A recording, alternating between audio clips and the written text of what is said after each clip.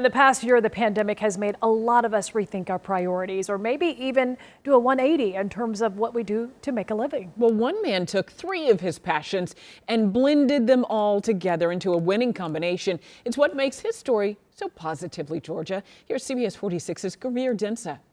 My mind automatically was thinking I'm going to interview Mark the chef, and I wasn't thinking Mark the developer. No, I'm not the chef. I am definitely not the chef. You probably won't recognize his face, but his fingerprints are dotted across the landscape of Atlanta. Yeah, all I've ever done has been apartments and condos, mostly apartments, and I've done them all over the country. So, yeah, it's been good to me. A career building homes allowed Mark to see something else, the plight of those without a home. It was always a weak spot, the giving back. He's part of several organizations to help the homeless get back on their feet. We put the giant island in. A year ago, he had no idea he would combine that passion and his love of I'll cooking read 10 recipes and make my own dish up. into a winning recipe. Saturday, guys play golf, I cook. Weekends used to mean dinner parties. The pandemic brought that to a stop in 2020. March the 13th, I remember that date clearly because we kind of stopped.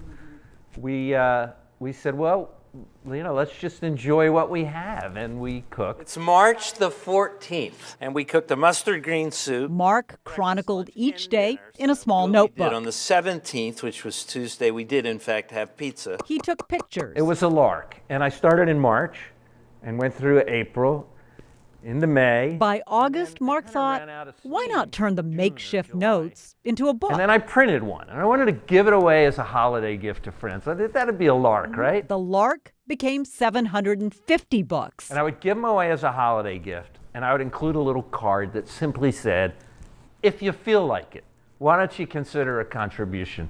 We wouldn't have been able to write this book if it were not for what we have. We sold all the books in the first 3 days. And raised $50,000 for the Gateway Center, a place that provides services to help the homeless. Because the homeless don't need any more jackets. Every church in town brings them jackets. Well, that's not exactly, they need that, but they also need, education and intervention. Now, while he savors this success, he's mixing together the ingredients for what's next. But what's really been fun is turning it into something that's done good in the community. For Positively Georgia, I'm Gurveer Dinsa.